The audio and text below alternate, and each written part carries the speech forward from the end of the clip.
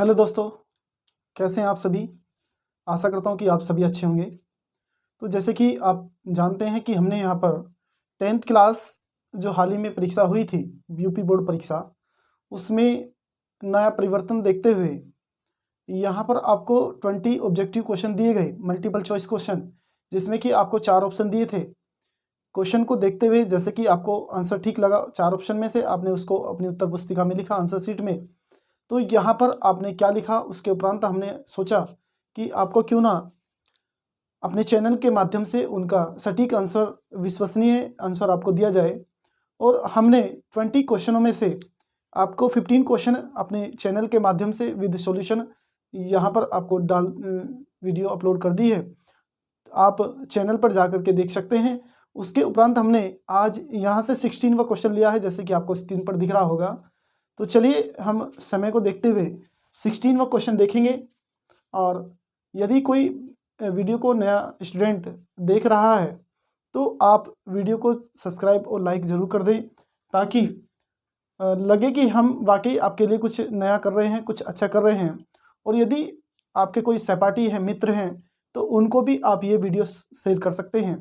तो चलिए हम 16वां क्वेश्चन देखेंगे। तो 16वां क्वेश्चन देखिए, मैंने पहले जो 10 क्वेश्चन दिए थे वो केवल और केवल हिंदी में आपको दिए थे, हिंदी में।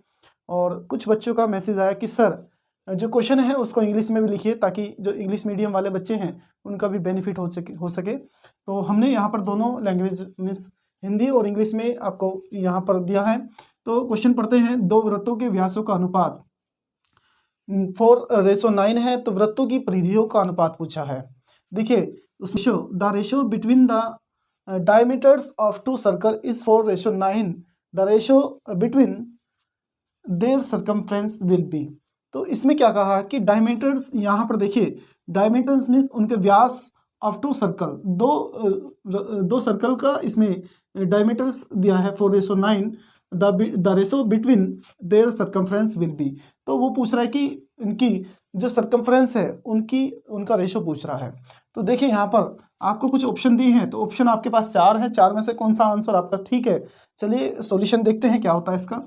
तो यहाँ पर सॉल्यूशन देखिए, मैं यहाँ पर हिंदी में लिखूंगा, साथ के साथ इंग्लिश में उसको बोल भी दूंगा। तो जो इंग्लिश मीडियम वाले बच्चे हैं, तो जैसे ही मैं बोलता हूँ तो आप उसको नोट कर लेंगे। जैसे कि यहाँ पर दो व्यासों का अनुपात मीन्स यहाँ पर the ratio between the diameters of two circle, यहाँ पर दो वृत्तों के व्यासों का अनुपात मीन्स हम मान लेते हैं कि जो पहला सर्कल है उसका जो व्यास है d1 है, ठीक है। तो यहाँ पर लिख लेते हैं, माना लेट पहले मीन्स पहले सर्कल का जो डायमीटर है, पहले वृत्त का व्यास d1, दूसरे वृत्त का व्यास आप देखेंगे उसको हम क्या मान सकते हैं, d2 मान सकते हैं। तो पहले सर्कल का व्यास d1, दूसरे सर्कल का व्यास d2 मीन्स हम इसको लिख सकते हैं diameter of first circle and diameter of second circle. तो हमने इनको d1 और d2 मान लिया है, जो कि हमें दिया है कितना। देखिए यहाँ पर यदि d1 और d2 है, ये 2r1 हो जाएगा और ये 2r2 हो जाएगा स्टूडेंट। और यहाँ पर देखिए हमको अनुपात दिया है, रेशो दिया है, d1 को 2r1 लिख सकते हैं, और यहाँ पर दिया है 4 रेशो, हम इसको ऐसे भी लिख सकते हैं। देखिए पहले चलो कोई बात नहीं, साथ के साथ देखते हैं। ये आपका d1 रेशो d2, तो यहाँ पर 4:9 दिया है। तो उसके उपरांत यहाँ पर 4 हो जाएगा, d1 4 है तो d1 4 हो जाएगा, और d2 कितना है 2r2 इक्वल्स टू कितना हो जाएगा स्टूडेंट, यहाँ पर 9 हो जाएगा। तो हमसे पूछा गया है कि वृत्तों की परिधियों में अनुपात means the ratio between the circumference, ठीक है। तो इनके व्यासों का अनुपात पूछा है, ठीक है ना। तो यहाँ पर देखिए द रेशो देयर सर्कमफ्रेंस क्या हो जाएगा, यहाँ पर यदि हम परिधि क्या होती है, तो पहले वृत्त की परिधि, पहले वृत्त की परिधि देखिए क्या हो जाएगा, पहले वृत्त की परिधि क्या हो जाएगा स्टूडेंट, थोड़ा सा यहाँ पर आपको फॉर्मूला याद होने चाहिए। परिधि होती है 2πr1 और दूसरे वृत्त की परिधि यहाँ पर स्टूडेंट क्या हो जाएगी 2πr2। तो इनकी परिधियों का अनुपात पूछा है, रेशो पूछा है, सरकमफ्रेंस का रेशो पूछा है। तो यहाँ पर देखिए हमने क्या करना है 2πr1 रेशो 2πr2। यहाँ पर आप देखेंगे ये हमसे पूछा है, तो हम इसको कैसे लिख सकते हैं, और हम इसको ऐसे भी लिख सकते हैं, ये हमसे पूछा है तो लिख सकते हैं 2πr1 अपॉन 2πr2। तो देखिए स्टूडेंट यहाँ पर बहुत ही अच्छा क्वेश्चन है। हमने 2r1 दिया है 4, तो हम इसको ऐसे भी लिख सकते हैं 2r1 पाई से पाई कैंसिल हो जाएगा और आपका बचता है 2r2, और जो कि 2r1 हमें दिया है कितना, देखिएगा यहाँ पर 2r1 कितना है स्टूडेंट, यहाँ पर 4 है, 2r1 4 है और 2r2 हमारा 9 है, तो दोनों हमारे पास है। तो यहाँ पर लिख देंगे 2r1 आपका 4 होता है और 2r2 कितना होता है 9। तो जो सरकमफ्रेंस का रेशो है दोनों सर्कल का, तो यहाँ पर क्या आ जाएगा स्टूडेंट, आप देखिएगा 2πr1 रेशो 2πr2, यहाँ पर 4 रेशो 9 हो जाएगा। तो आपका आंसर ये होता है। तो स्टूडेंट यहाँ पर बड़े ही अच्छा क्वेश्चन था और हमने उसका सॉल्यूशन आपको दिया, थोड़ा डिटेल में दिया। चाहे तो इसको हम एक लाइन में भी कर सकते थे, लेकिन मैं थोड़ा उसको डिटेल में दिया तो जब ताकि आपको अच्छे से समझ आ जाए। तो नेक्स्ट क्वेश्चन की तरफ चलते हैं।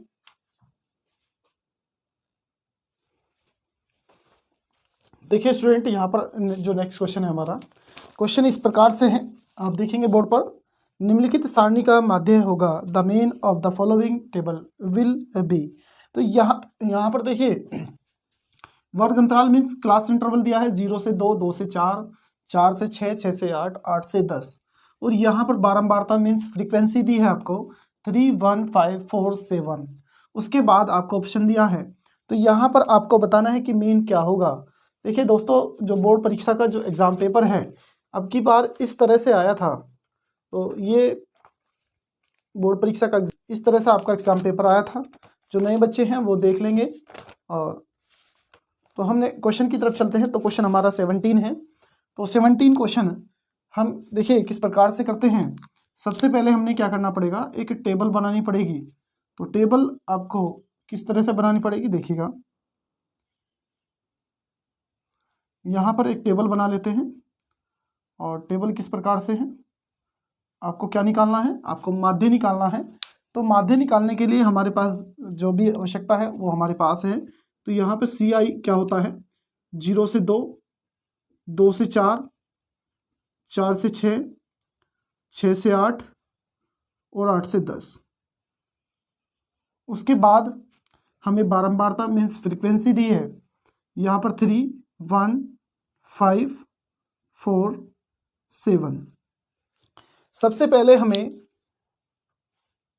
मीन्स माध्य निकालने के लिए, मीन निकालने के लिए मीन का फॉर्मूला भी याद होना चाहिए।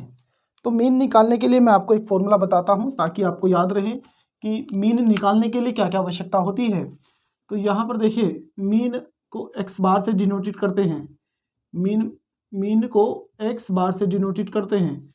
जो आपको माध्य निकालना है समांतर माध्य है, तो फॉर्मूला होता है a plus sigma F D upon sigma F into आई।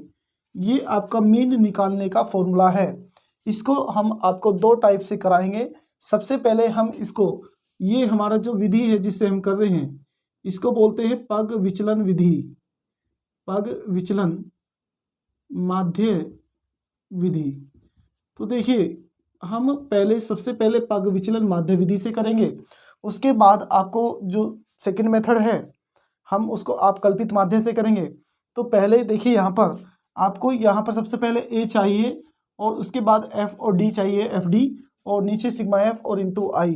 तो i की बात करें तो दोनों का जो डिफरेंट है, जो अंतराल है यहाँ पर जो है डिफरेंट दोनों में, वो कितना है, 2 का है। चाहे 0 में से आप 2 लेस कर लेंगे तब भी 2 बचेगा, 4 में से 2 आप सब्ट्रैक्ट करेंगे तो तब भी 2 बचेगा। चाहे आप लोअर लिमिट और अपर लिमिट का डिफरेंस ले लीजिए तो वो 2 ही बचना है। तो उसको आई या एच बोलते हैं स्टूडेंट। जो अब एनसीईआरटी की बुक है उसमें एच है तो एच लिख लेते हैं। हमारे टाइम में आई लिखते थे तो आई पे ज़्यादा हाथ चलता है। तो देखिए यहाँ पर सबसे पहले हम क्या करेंगे, यहाँ पर हमें एक्स की आवश्यकता होती है। किसकी आवश्यकता होती है? एक्स की। तो एक्स निकाल लेते हैं, lower limit plus upper limit को 2 से डिवाइड करके हम एक्स निकालते हैं। जैसे कि दोनों को ऐड किया, ऐड करने के बाद 2 से डिवाइड करेंगे 1 आएगा। देखिए 2 + 4 कितना होता है? 6 होता है, और 2 से डिवाइड करेंगे तो 3 आ जाएगा। तो मीन्स 2 का अंतर है, तो 2 इसमें ऐड करते चले जाइए। 1 में 2 ऐड किया तो 3 आया, 3 में 2 ऐड करेंगे 5 आएगा। चाहे आप यहाँ पर देख लिए 4 + 6 6 10 हो जाएगा, 10 का आधा 5 होता है। ऐड किया तो 5 5 में 2 ऐड किया 7 7 में 2 ऐड किया 9। तो इस तरह से आप यहाँ पर आपका x आ गया है। x के साथ साथ पहले हम थोड़ा सा एक मेथड देख लेते हैं जो अभी बताया था आपको। इसको बोलते हैं कल्पित माध्य विधि। कल्पित माध्य विधि, या हम उसको डायरेक्ट मेथड से करते हैं। डायरेक्ट मेथड को प्रत्यक्ष विधि बोलते हैं। तो इसको प्रत्यक्ष विधि से करते हैं। प्रत्यक्ष विधि से करते हैं, तो प्रत्यक्ष विधि बोलते हैं डायरेक्ट मेथड। डायरेक्ट मेथड, तो डायरेक्ट मेथड से करते हैं। तो डायरेक्ट मेथड क्या है आपका, हम आपको बता दें। तो डायरेक्ट मेथड क्या है? सिग्मा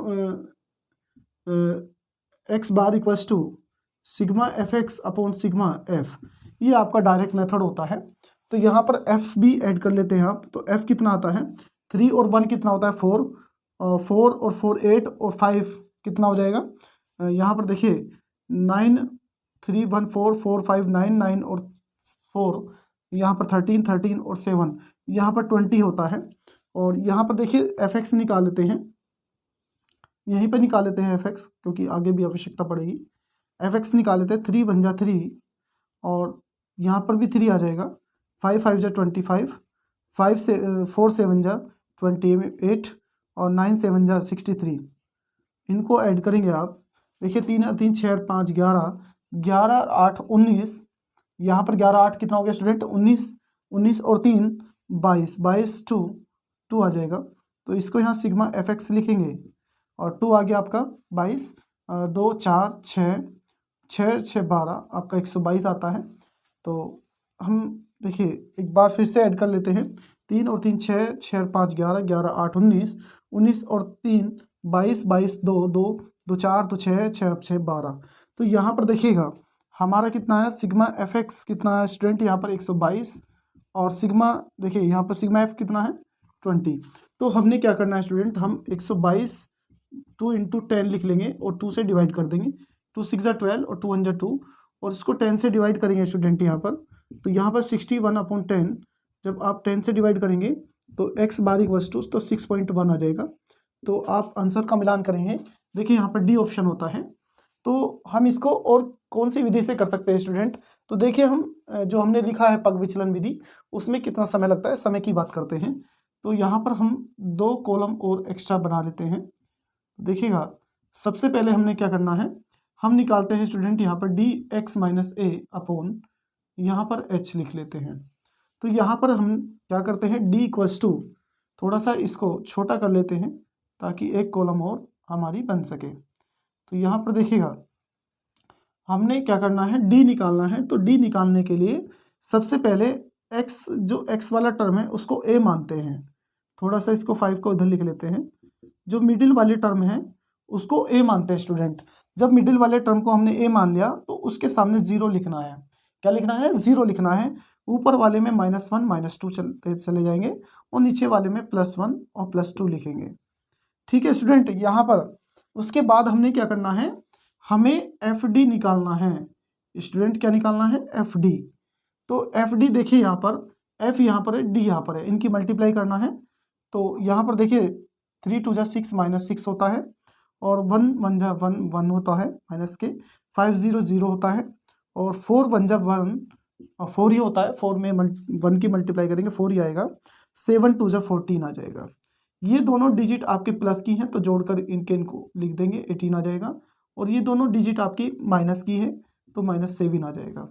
यदि हम इनका सिग्मा एफ डी आपको निकालना है तो देखेंगे यहाँ पर 11 बचता है, प्लस का 11 आ जाएगा। बाकी सब चीज़ हमने लिखा हुआ है, तो यहाँ ए हमने किसको माना था, आप देखेंगे ए हमने स्टूडेंट यहाँ पर 5 को माना था, तो यहाँ पर 5 कितना जाएगा, सॉरी ए कितना जाएगा 5। सिग्मा एफ डी हमने 11 को माना था, मतलब 11 आया था। और सिग्मा एफ आपका कितना होता है स्टूडेंट, सिग्मा आपका 20 होता है। और आप देखेंगे एच कितना है यहाँ पर स्टूडेंट, यहाँ पर H2 होता है हमारा। तो यहाँ से देखेंगे स्टूडेंट 2 आ जाएगा, 2 × 10 = 20 और 5 + 11/10 आप देखेंगे 5 प्लस जब आप 10 से डिवाइड करेंगे तो 1.1 आ जाएगा। ये आपका सिग्मा एक्स बार है। और एक्स बार देखिए 1 को 5 में ऐड करेंगे तो 6.1 आ जाएगा।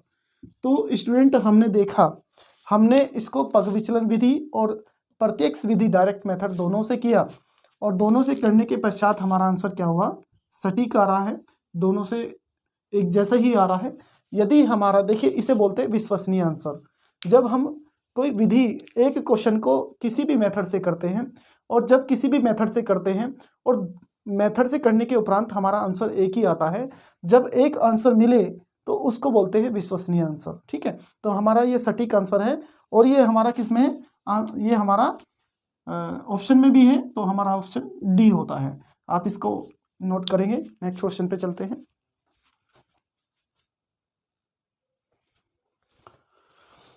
देखिए यहाँ पर दोस्तों हमने 19 और 20 तीनों क्वेश्चनों को एक साथ लिया है, जो कि बहुत सिंपल है, बहुत छोटे हैं। ठीक है, तो हम तीनों क्वेश्चनों को एक साथ देखेंगे। और जैसे कि आप जानते हैं कि किसी बारंबारता बंटन का माध्य 24.1 और बहुलक 28 है, तो उसका माध्यक होगा। देखिए यहाँ पर क्या कहा है, the mean of frequency distribution is 24.1 and mod is 28, it is median will be। तो इसमें मीडियन पूछा है, मीडियन क्या होगा। तो यहाँ पर हमें 4 ऑप्शन दिया है, 4 ऑप्शन में से एक आपका क्वेश्चन आंसर होगा। देखिए मैं आपको एक फॉर्मूला बताता हूँ। तो हमारा एक फॉर्मूला होता है mode equals to 3 median -2 mean. यदि हम इसको हिंदी में लिखें तो यहाँ पर क्या होता है, बहुलक बराबर 3 माध्यिका, माध्यक ऐसे भी लिख सकते हैं, 3 माध्यिका या माध्यक एक ही बात है, -2 माध्य। तो यहाँ पर ये फॉर्मूला अप्लाई होता है। तो हम देखेंगे यहाँ पर हमसे क्या पूछा गया है, हमसे यहाँ से माध्यक पूछा गया है। तो यहाँ से माध्यक क्या हो जाएगा, माध्यक इक्वल्स टू, देखिए हम इसको इधर ले आएंगे तो बहुलक देखिए बहुलक और +2 माध्य और अपॉन में कितना आ जाएगा स्टूडेंट, 3 आ जाएगा। समझ में आ गया होगा। देखिए 2 माध्य माइनस का है, इधर बहुलक के पास जाएगा तो प्लस में हो जाएगा। यहाँ पर देखिए इसको थोड़ा सा हम क्लियर कर देते हैं। तो यहाँ पर देखिए 2 माध्य और जो माध्यिका है उसके जो मल्टीप्लाई में 3 है वो कहाँ चला जाएगा, माध्यक के जो मल्टीप्लाई था 3 वो नीचे चला जाएगा। और हमसे क्या पूछा है, मीडियन पूछा है, मीडियन, इसको मीडियन ही बोलते हैं, क्या बोलते हैं, मीडियन। तो यहाँ से मीडियन पूछा है। तो आप स्टूडेंट यहाँ पर देखेंगे बहुलक कितना दिया है, आप देखेंगे यहाँ पर 28 मोड, यहाँ पर देखिए मोड कितना दिया है 28, आपको मोड दिया है 28। और यहाँ पर देखिए इसमें मीन, यहाँ पर mean of the frequency distribution 24, यहाँ पर देखिए माध्य कितना है 24.1, तो यहाँ पर वैल्यू हम रखते हैं। तो बहुलक कितना है यहाँ पर 28 + 2 माध्य है। देखिए माध्य कितना है आपका, मीन कितना है 24.1, आपका माध्य कितना है 24.1, अपॉन में कितना है 3। तो यहाँ से स्टूडेंट देखिए 28 + 2 = 1 2 और पॉइंट यहीं आ जाएगा, 2 4 = 8 और 2 2 = 4। यहाँ से देखिए 48.2, इसको थोड़ा सा क्लियर करके लिख देते हैं, अपॉन में कितना है 3। आप इसको ऐड कीजिए, तो ऐड करने के पश्चात यहाँ पर 0.2 ऐसे ही रहेगा, 8 8 16 और 4 और 2 6 और यहाँ पर 7। और जब डिवाइड करेंगे 3 दूनी 6 बचता है 1, 16 हो जाएगा, मीन्स 16 और 3 पंजे 15 बचता है आपका 1, 12 हो जाएगा। तो पॉइंट लगा करके इसको डिवाइड कर देंगे और 3 चौक 12। यहाँ पर आप देखिए आंसर आपका आता है 25.4। हमने क्या निकाला था, हमने निकालना था माध्यक। तो माध्यक कितना आ गया आपका, इसको हम और इंग्लिश में बोलते हैं मीडियन। तो मीडियन आपका क्या आ गया, यहाँ से देखिए आपका मीडियन आता है 25.4। तो आप इसे आप नोट करेंगे और देखिए हम अपने आंसर की जांच करते हैं कि हमारा आंसर ऑप्शन में है। तो यहाँ पर हमारा ऑप्शन थर्ड होता है, मतलब कि यहाँ पर ऑप्शन सी होता है। तो नेक्स्ट क्वेश्चन की तरफ चलते हैं। तो नेक्स्ट क्वेश्चन क्या है, हम रीड करते हैं। उपयुक्त बारंबारता बंटन में बहुलक वर्ग होगा। तो यहाँ पर बहुलक वर्ग model class of the about table will be. तो यहाँ पर जो बहुलक का जो वर्ग है उसके बारे में बात की गई है। जो बहुलक का वर्ग है, कहने का मतलब क्या है कि बहुलक क्या होता है, जिसकी बारंबारता मीन्स कह सकते हैं कि फ्रीक्वेंसी जिसकी सबसे अधिक है, जो वो उसको बहुलक बोलते हैं। यहाँ पर देखिए फ्रीक्वेंसी मीन्स जिसकी बारंबारता सबसे अधिक है वो हमारा बहुलक होता है। यहाँ पर 23 क्या है, सबसे अधिक बार आया हुआ है, तो उसमें हम चेक करेंगे। तो जो सबसे अधिक बार आया है वही हमारा जो हो जाएगा वर्ग हो जाएगा, बहुलक वर्ग हो, ठीक है। तो यहाँ पर क्या हो जाएगा, मॉडल क्लास। तो यहाँ पर देखिएगा हम आंसर का मिलान करेंगे। जैसे कि यहाँ पर 20 से 30 है, तो 20 से 30 हमारा क्या होता है, ऑप्शन बी होता है। तो आप आंसर चेक करेंगे तो हमारा आंसर क्या होता है 20 से 30। और क्वेश्चन नंबर 20 की बात करें यदि हम, माध्यक एवं बहुलक के बीच संबंध होगा। देखिए relation between mean, median and mode, तीनों के बीच में एक रिलेशन पूछा है, जो कि हमने रिलेशन ऊपर लिखा हुआ है पहले से ही। देखिए एक क्वेश्चन दो जगह आ गया है। यदि आपको ये क्वेश्चन आपको फॉर्मूला याद है तो आपने ये क्वेश्चन भी आसानी से कर लिया होगा। और एक फॉर्मूले से आपको एक चीज़ से दो यहाँ पर नंबर मिल रहे हैं। तो यहाँ पर देखिएगा हमने यहाँ पर बहुलक बराबर 3 माध्यिका माइनस 2 माध्यिका 2 माध्यिका, जो कि हमारा ऑप्शन यहाँ पर मिलता है, ये आपका ऑप्शन होता है बी। तो हमारा यहाँ पर ऑप्शन होता है बी, जो कि हमने पहले आपको आंसर इसका दे दिया था। तो जैसे कि मैंने बताया कि बहुलक क्या होता है, मोड होता है, और माध्यक क्या होता है, मीडियन, और माध्य क्या होता है, मीन। मैंने इसको इंग्लिश में भी लिखा है। तो स्टूडेंट यहाँ पर यदि आपको वीडियो अच्छी लगी होगी तो आप प्लीज़ इसको शेयर कीजिए, आपके जो क्लासमेट हैं, आपके मित्र हैं, उनको शेयर कीजिए। यदि आप वीडियो को नया देख रहे हैं तो प्लीज़ सब्सक्राइब जरूर कीजिए। और आशा करता हूँ कि ये वीडियो आपको अच्छी लगी होगी। और गुड नाइट, शुभ रात्रि, जय हिंद। तो आप इसका एक बार स्क्रीनशॉट भी ले सकते हैं। और यहाँ पर एक बात और, हमने यहाँ पर आपको पूरे जो 20 मल्टीपल चॉइस क्वेश्चन थे, हमने यहाँ पर आपको 1 बाय 1 करके दिए, और उनका उत्तर आपको जो आंसर है वो मैं आशा करता हूँ कि विश्वसनीय होगा। और जो आंसर मैंने दिया है तो वही आंसर होंगे। और चलिए हम विदा लेते हैं, कल फिर आपके सामने एक नई वीडियो के साथ, एक नए क्वेश्चन के साथ। और क्वेश्चन को जितने भी प्रकार से हो सकता है हम उस क्वेश्चन को इजी वे में आपको देने की कोशिश करेंगे। धन्यवाद, गुड नाइट।